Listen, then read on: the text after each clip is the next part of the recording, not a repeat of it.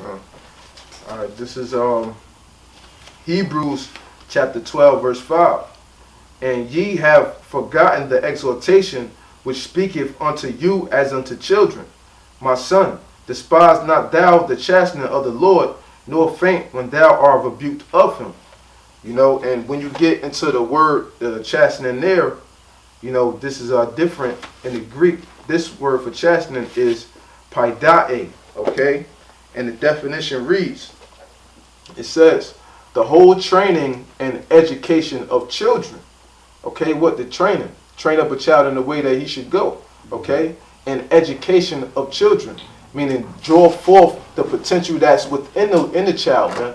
Okay, because when we come into the world, you know, through reincarnation, we all have a natural potential within us that was in us from our old incarnations. You know, that the Lord has to, when we brought into this world in this time frame, the Lord has to bring that back about of us, man, our true potential, you know.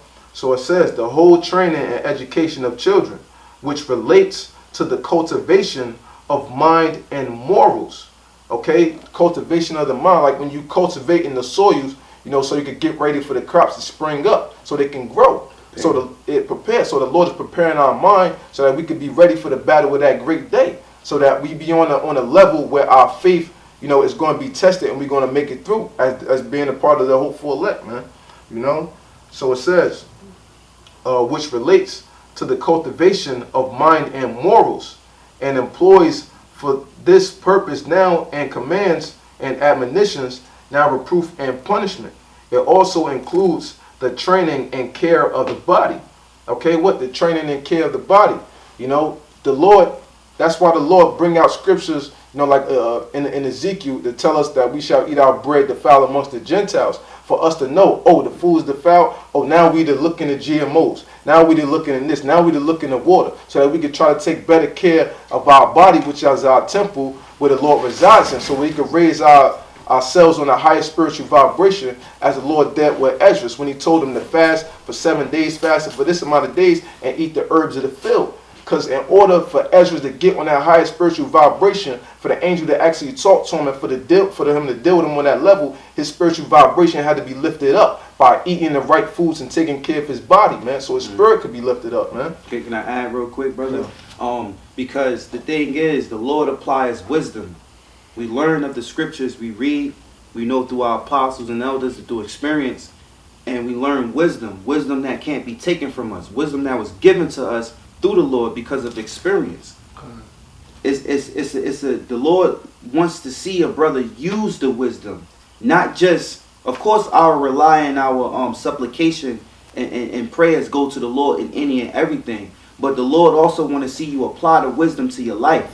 He want to see that you act, because what Edris did, Edris knew to fast and eat the herbs. The Lord angel told him, so he did it himself, being in the flesh of a man. He used the wisdom to do it, because he wanted those visions. Yeah. And he did it. He used wisdom. He could have easily said, nah, I ain't doing it. And he would never got the vision. Yeah, hey, because what? He wanted spiritual gifts. Because what? He asked the Lord for those questions. So he said, what? Basically, you want to know these questions fast. So he wanted something. We want something from the Lord. We want the kingdom. So these are things in which we have to practice and know that we have to go through these things to inherit the kingdom, man. So this is back in his definition it says, whatever in adults also cultivates the soul. Okay, what? Cultivating your spirit, especially by correcting mistakes and curbing passions. You know, and the curbing your passions is what? Denying your flesh, or the things and the pleasures of this world, so that you can be more spiritual and less carnal, man. That's why we have to be wrapped up in his word as much as possible, man, because we at the end of this thing, man. Okay, so the more you in tune with this word, the more you're gonna be in tune to stand up against Esau when that time comes. Because if you don't have yourself embedded in his word, then the Lord's spirit can't truly dwell with you when those time comes, because you're not built up for it, man. You know, this is the whole training and molding our character of what the Lord is doing this for, so we can know how to appreciate the righteousness going through this wickedness. Okay, and that we can truly stand up for him and be defenders of the gospel in the battle against the evildoers of this world, man, and to prevail over them, man. Can I add on the brother? Because I shared something with brothers, something that I picked up a long time ago before I came into truth. And this is what I strive to try to pray to the Lord for. Brothers need to ask the Lord to help you live more for the spirit than the flesh. Because the scriptures say the spirit is willing, but the flesh is weak. So in that case, while we in the body and dealing in this flesh, you want to live more for the spirit. You want to live more for the sacrifice of your flesh. Putting away and not doing what the flesh really wants you and calling upon you to do. Pray unto the Lord and ask the Lord to live more for the spirit than the flesh. And if the Lord willing, he'll grant it for you, man. And then you'll see yourself growing in this truth. Because the whole thing, what the apostles tell us, what we learn from watching the videos is that you want to grow. We want to grow and we want to be ready for the day of the battle. You living for your flesh and doing the things of your flesh, when it comes down to the nitty gritty and the chips being tested and pushing upon you for you to take it,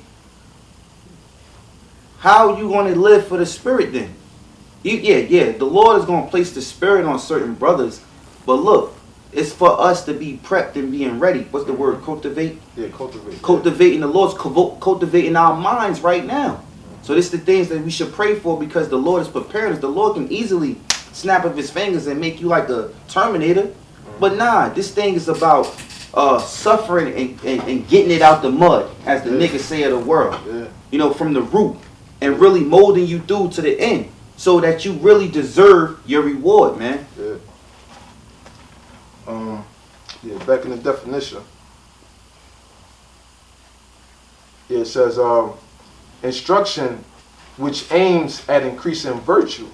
Okay, and the word virtue, the root word vir, which means what? To be a man. So it says what? Instruction which aims at increasing basically manliness, man. Mm-hmm. That's what the Lord is doing. He's increasing our manliness to that old state in which we used to be in, man.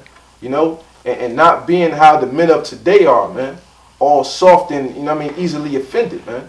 You know, being those stern, rough, ancient men in which we used to be, man. Mm-hmm. You know, it says chastening of the evils with which God's visit men for their amendment. All right. So with that, this last precept, real quick. This is Jeremiah, chapter 18.